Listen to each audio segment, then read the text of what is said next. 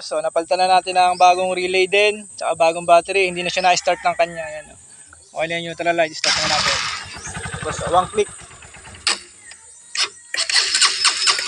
Bukas aga pa rin, guys.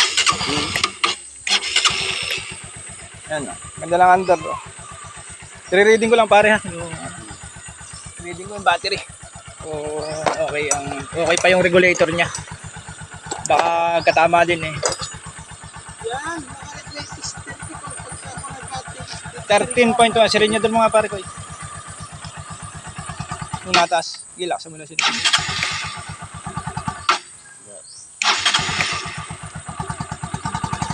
Okay, sirin nyo doon.